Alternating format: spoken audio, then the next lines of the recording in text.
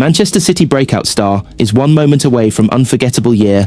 Nico O'Reilly has enjoyed a rapid rise at Manchester City, and he is now pushing for an England debut in a position he wasn't expecting to play in. At the start of this year, nobody outside of Manchester City had really heard of Nico O'Reilly. As 2025 dawned, he had 252 minutes of senior football under his belt, and none of it had come in the Premier League. 2 starts in forgettable Carabao Cup ties, a debut in the Community Shield, and 9 minutes off the bench in a Champions League rout against Sparta Prague were the sum total of the academy graduates' first team involvement.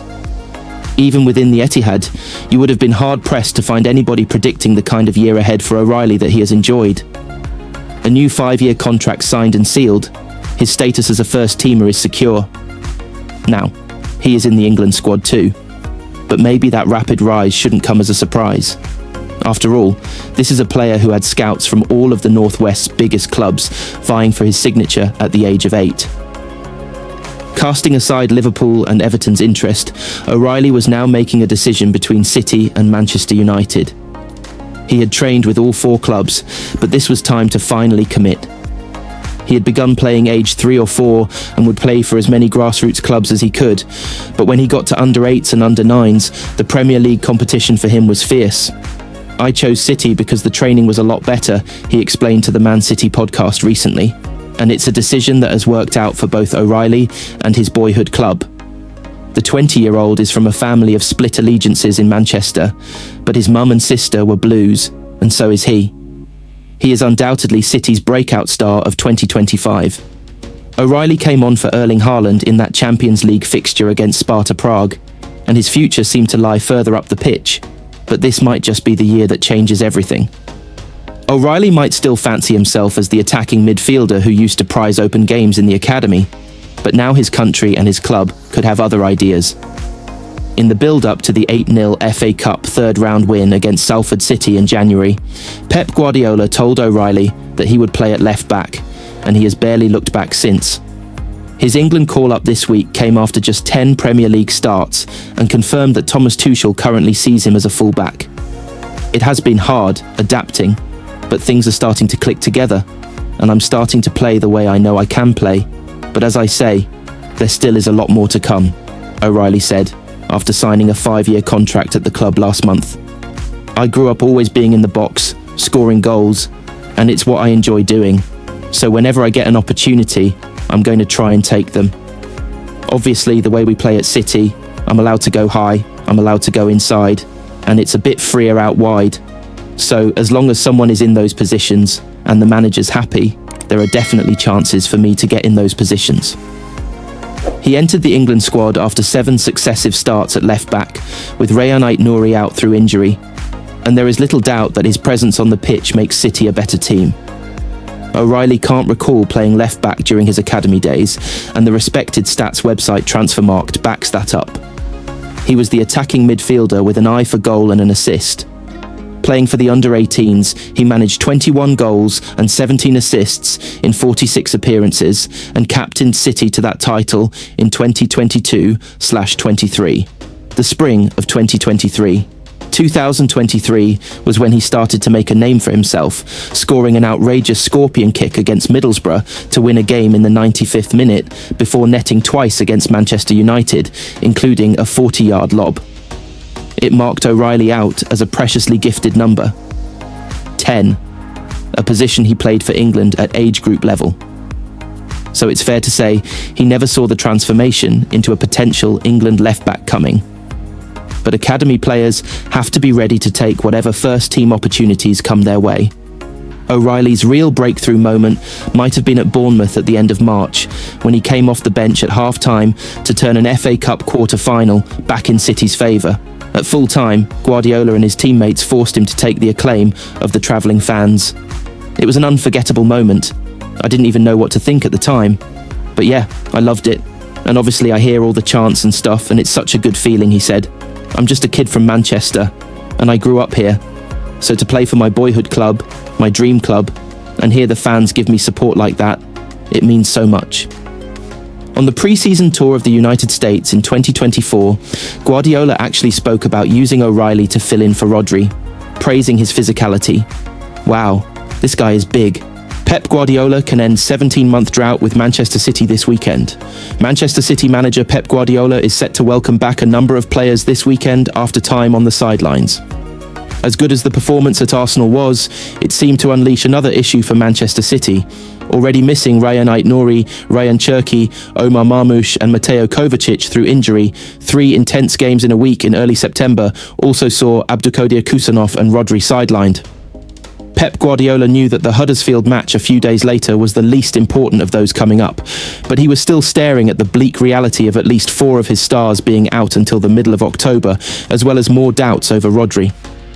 Having had one season completely derailed by injury, City were in danger of a repeat performance. The longer the injury issues went on, the more City must have questioned themselves. There has been horrible luck involved in Rodri's problems, and the performance team would like to say the same for the rest of the squad, but there has to be scrutiny when so many players are sidelined for so long. Bernardo Silva put Kusanov's injury down to the team not having enough time to rest between games, and Rodri's issue was similar, although it was Guardiola's decision to pick the same starting 11 for 3 games in a week. As the Blues left North London, there could be no guarantees that their injury issues weren't about to get even worse. Instead, improvement has been better than expected. Mateo Kovacic has made the last few matchday squads, and while he hasn't kicked a ball for the Blues yet, he looked impressive playing for Croatia in the last few days. Rayan Cherki was back before time, travelling with the group to Monaco before making the bench at Brentford. City's injuries on the whole have gone from 6 out for the Huddersfield down to 5 for Burnley, 4 for Monaco and 3 for Brentford. There may well be greater caution needed with Rodri. The Spaniard left Brentford hoping he can play against Everton despite coming off with a hamstring problem in West London, but a stop-start nature of his games can't be good for anyone. However, with Ait-Nouri, Marmoush and Kusanov expected back for the home game against Everton on Saturday, Guardiola could have no injuries in his squad for the first game since he took his players to Tottenham in May 2024, looking to win their 4th consecutive title. It's boring to talk about injuries being so consequential, and very few people outside of the Etihad will be putting last season's problems down to absent players. It is, though, simply impossible to get away from them, especially when Guardiola prefers to work with such a small squad. Having a fit squad can be the difference between winning trophies or not even competing for them, and City will be thrilled if they can have a full complement to choose from for Everton this weekend. Manchester City handed major Premier League opportunity after 6-point swing. Manchester City showed improvement in their last 4 Premier League games and have a big chance to show more progress. Things looked bleak for Manchester City at the end of August, but Pep Guardiola could at least take solace in the fact that his team's results had not got even worse. Defeats at home to Tottenham and away to Brighton sucked the optimism out of their start, yet were exactly the same reverses that they suffered last season.